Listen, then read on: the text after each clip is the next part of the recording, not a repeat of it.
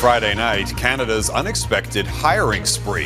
What's driving the creation of tens of thousands of jobs? A welcoming upside surprise. And how Ottawa plans to protect the workforce from AI. Canada was supposed to be sliding into a recession. 4 months of job losses, a shrinking economy.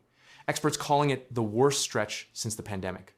Then came June 2026, and Canada reversed its economic crash with 88,000 new jobs that nobody saw coming. 1 month, one number, and the entire story changed. Here is the full story.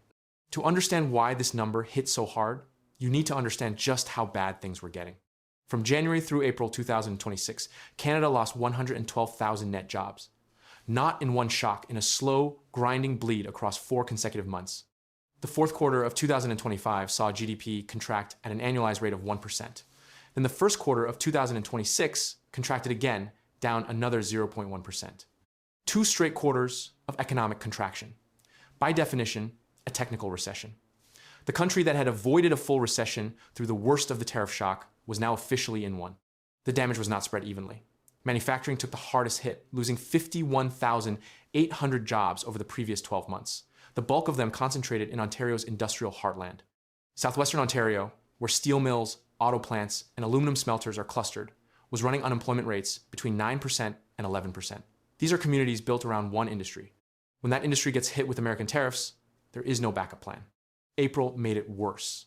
Canada shed another 18,000 jobs that month alone, pushing the national unemployment rate up to 6.9%. Toronto's unemployment rate hit 9%, a level the city had not seen since the pandemic.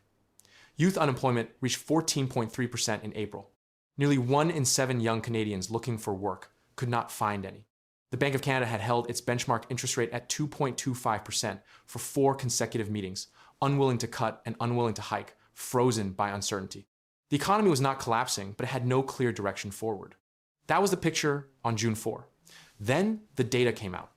Statistics Canada's May labor force survey landed on June 5, and it immediately rewrote the economic narrative. 88,000 jobs added in a single month, the first significant employment gain since November 2025. Economists across the country had built their models around a gain of 10,000. Canada delivered nearly 9 times that figure. The unemployment rate fell from 6.9% to 6.6% in 30 days. The quality of those jobs mattered as much as the quantity. Canada did not add 88,000 part-time shifts or seasonal gigs. It added 154,000 full-time positions. At the same time, part-time work actually declined by 66,000. That combination, full-time up sharply, part-time down, is the signature of a genuine labor market recovery, not a statistical blip driven by temporary hiring. The employment rate, which measures the share of Canadians 15 and older who are actually working, rose 0.2 percentage points to 60.7%. That was the first increase in that number since November 2025. BMO's economists said the report should silence the recession crowd. RBC's assistant chief economist Nathan Jansen called the details just as encouraging as the headline figures and pointed to signs that labor markets are broadly improving. These are not normally the kinds of phrases Bay Street economists use about a Canadian jobs report. The surprise was real, and the reaction reflected it. The breakdown of where those jobs came from tells a more specific story. Construction led the way with 27,000 new positions, the single largest sector gain in the report. That number matters because construction jobs are not remote, not seasonal in the traditional sense, and not easily outsourced.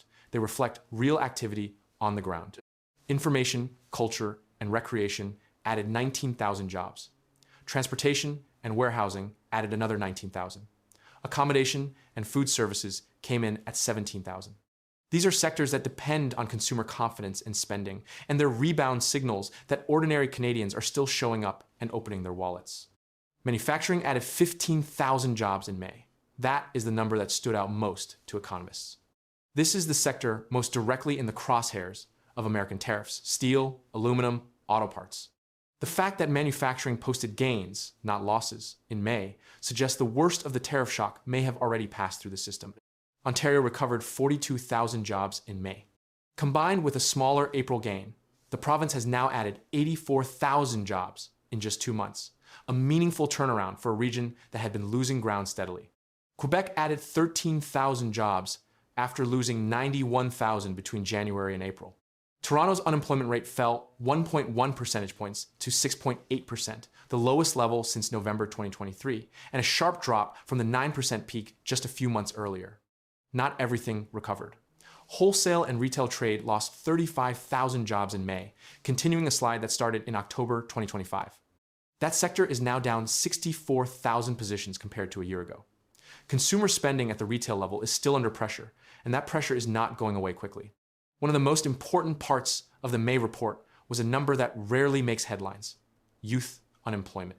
The jobless rate for Canadians aged 15 to 24 fell from 14.3% in April to 13.4% in May. Young workers added 99,000 full-time positions in the month. Statistics Canada noted that youth are having a noticeably better start to the 2026 summer job season than they did in 2025, when the labor market was shutting young people out almost entirely. That 13.4% figure is still not good. Before the pandemic, youth unemployment averaged 10.8%. Getting from 13.4% back to 10.8% requires sustained growth, not a single strong month. But the direction matters.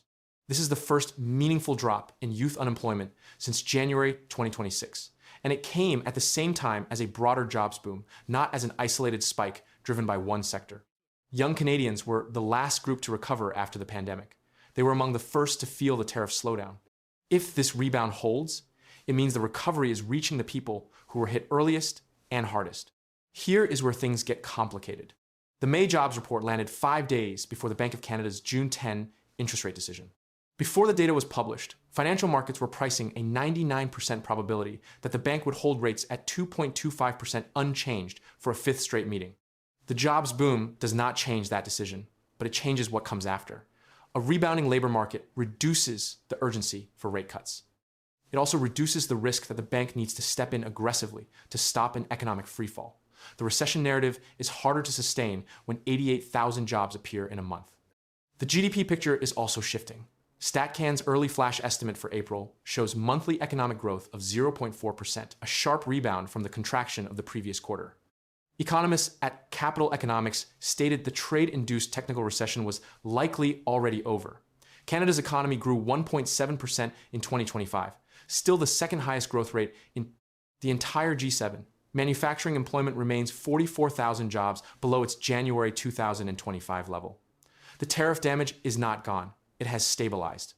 Average hourly wages rose 3% year over year to $37.24 in May. That is real wage growth, slightly ahead of inflation, but it is slowing. In April, wages were growing at 4.5%. The deceleration is not a crisis, but it is a signal that the labor market, while recovering, is not running hot. And sitting above all of this, the trade deal. The Canada-US-Mexico agreement is up for renegotiation this summer. That agreement currently protects roughly 85% of Canadian goods exports from US tariffs. Whatever happens at that negotiating table will hit the labor market faster and harder than any domestic policy Canada can design. 88,000 jobs in May is a genuine, surprising, meaningful rebound. Whether that momentum survives the summer depends on a conversation happening in Washington, not Ottawa.